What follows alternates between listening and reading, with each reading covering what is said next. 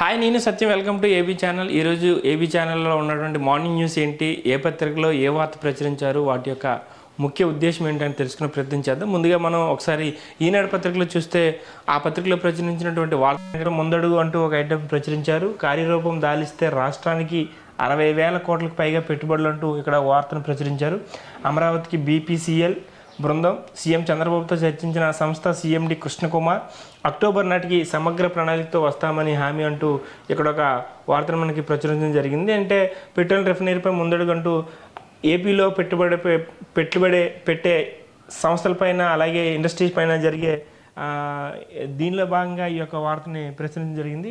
ఆంధ్రప్రదేశ్లో Bharat petroleum refinery ఏర్పాటు దిశగా మరో అడుగు పడింది. ముఖ్యమంత్రి చంద్రబాబు నాయుడు తన ఢిల్లీ పర్యటనలో భాగంగా కేంద్ర పెట్రోలియం శాఖ మంత్రి హర్దీప్ సింగ్ పురిని కలిసి ఈ ప్రాజెక్టుపై చర్చించి వారం కూడా గడవక ముందే బీపీసీఎల్ అధికారులు బృందం రాష్ట్రానికి వచ్చిందంటూ ఈ యొక్క వార్తను ప్రచురించారు. ఎందుకంటే చంద్రబాబు నాయుడు గారు ఢిల్లీ పర్యటనలో భాగంగా అక్కడ ఉన్నటువంటి అధికారులు లేదంటే ఇండస్ట్రియలిస్టులతో చర్చను జరిపి దాని తర్వాత రాష్ట్రంలో పెట్టబోయే ఇండస్ట్రీ గురించి సమీక్షలో కూడా ఈ యొక్క బృందం కూడా ఏపీ రాష్ట్రానికి రావడం జరిగింది. ఇది ఈ ఏనాడులో ప్రచురించినటువంటి ప్రధానమైన వార్త చూసుకోవచ్చు. అలాగే ఇక్కడ చూసుకోవచ్చు, ఒక ఫోటోలో కనిపిస్తున్నారు క్లియర్గా సచివాలయంలో సీఎం చంద్రబాబుతో సమావేశమైన బీపీసీఎల్ సీఎండి కృష్ణకుమార్.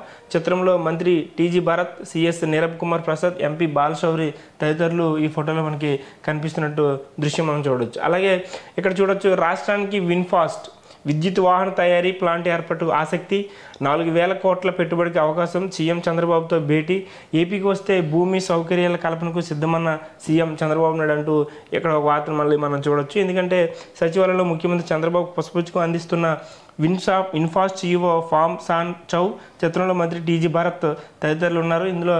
ఎందుకంటే ఈ వార్తల యొక్క ముఖ్య ఉద్దేశం ఏంటంటే రాష్ట్రంలో ఉన్నటువంటి ఆర్థిక పరిస్థితులు కావచ్చు, లేదంటే వస్తున్నటువంటి పెట్టుబడులు కావచ్చు. మనం అందరం చూసాం గత ప్రభుత్వంలో ఎన్ని పెట్టుబడులు వచ్చాయి, ఎన్ని ఇండస్ట్రీలు వచ్చాయి, అలాగే ఈ ప్రభుత్వంలో ఎన్ని రాబోతున్నాయి అనే దానిపై మనం చూసినట్లయితే ముఖ్యంగా ముఖ్యమంత్రి చంద్రబాబు నాయుడు గారు ప్రధానంగా రాష్ట్రంలో వచ్చే పెట్టుబడులపైన ఇండస్ట్రీలపైన దృష్టి పెట్టినట్టు మనకు క్లియర్ కట్గా తెలుస్తుంది. అందులో భాగంగా వివిధ కంపెనీల ప్రతినిధులతో అలాగే ఫారెన్ డెలిగేట్స్తో కూడా ఢిల్లీ పర్యటన కావచ్చు, లేదంటే ఏపీలో కావచ్చు ముమ్మరంగా సమీక్షలు నిర్వహించి వాళ్ళని రాష్ట్రంలో పెట్టుబడులు పెట్టే దిశగా ప్రయత్నాలు చురుగ్గా సాగుతున్నట్టు కూడా మనకి ఇక్కడ క్లియర్ కట్గా చూసుకోవచ్చు. ఇది ఈ యొక్క వార్తల యొక్క సారాంశం. అలాగే ఇక్కడ కిందకి చూసుకున్నట్లయితే ప్రధాన డ్యామ్ ప్రాంతంలో సీపేజీ ఎత్తిపోయాల్సిందే, కొంత గ్రావిటీ ద్వారా పంపాలి, మిగిలింది ఎత్తిపోయాలి, అందుకు తగ్గ కార్యాచరణ రూపొందించుకోవాలి, డయాఫ్రమ్ వాల్పై నిర్ణయంపై తుది నివేదికలోనే, పోలవరంపై విదేశీ నిపుణుల బృందం ప్రాథమిక నివేదిక సమర్పణ అంటూ ఇక్కడ ఒక వార్తను మనం చూసుకోవచ్చు.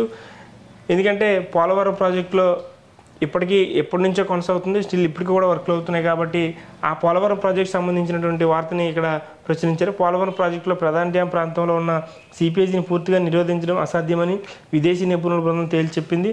ప్రధాన డ్యామ్ ప్రాంతంలో పనులు చేసుకోవాలంటే ఆ నీటిని కొంత గ్రావిటీ ద్వారా బయటకు పంపాలని పేర్కొందంటూ ఇక్కడ మనకి క్లియర్ కట్గా తెలుస్తుంది. ఎందుకంటే ఇప్పుడు పోలవరం ప్రాజెక్టు వరద ఉధృతి ఈ వర్షాకాలంలో కాబట్టి ఎక్కువగా ఉండడం వల్ల ఈ వర్షాకాలంలో పనులు చేసుకోవాలంటే కొంత నీటిని దారి మళ్లించాలి, దాని గ్రావిటీ ద్వారా బయటికి ఎత్తిపోయాలనేది నివేదిక ఒక పోలవరం బృందం మనకి సమర్పించింది. సో అందులో భాగంగానే పనులు కొనసాగాలంటే కొంత గ్రావిటీ ద్వారా నీటిని తరలించాల్సి ఉందనేది ఈ యొక్క వార్తలో చెప్పేటువంటి ఉద్దేశం. ఇక్కడ మనకి ఇక్కడ చూసుకోవచ్చు, పోలవరం స్పిల్వేకు ఇరువైపులా గోదావరమ్మ ప్రవాహం అంటూ ఇక్కడ మనకి ఒక ఫోటో కూడా మనకు క్లియర్ కట్గా కనిపిస్తుంది.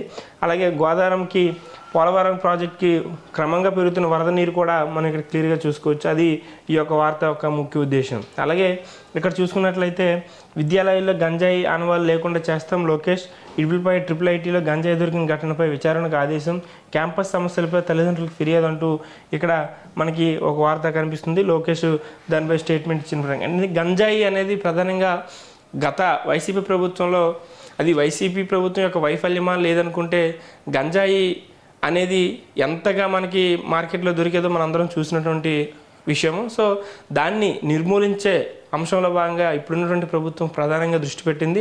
గంజాయి నివారణకు ఎటువంటి చర్యలు చేపట్టాలి, అసలు గంజాయి పైన ఎటువంటి అవగాహన కల్పించాలి ప్రజలు అనే దానిపై ప్రభుత్వం ఫోకస్ చేసింది. అందులో భాగంగానే ఇప్పుడు లోకేష్ గారు కూడా IIITలో దొరికిన గంజాయిపై విచారణకు ఆదేశించాలని ఒక ఆదేశాలు కూడా జారీ చేయడం జరిగింది. సో దీన్ని బట్టి మనకి ఏమవుతుందంటే ఏపీలో గంజాయి నిర్మూలించాలి, గంజాయి మీద ప్రధానంగా ఫోకస్ చేసి దాని నియంత్రణకు మనం అవగాహన కల్పించాలి, దాని యొక్క చర్యలు తీసుకోవాలి, దాని మీద అధికారిని కూడా ఆదేశించాలనేది ఇక్కడ మనకు క్లియర్ కట్గా తెలుస్తుంది. ఇది లోకేష్ గారు గంజాయిపై చేసినటువంటి స్టేట్మెంట్.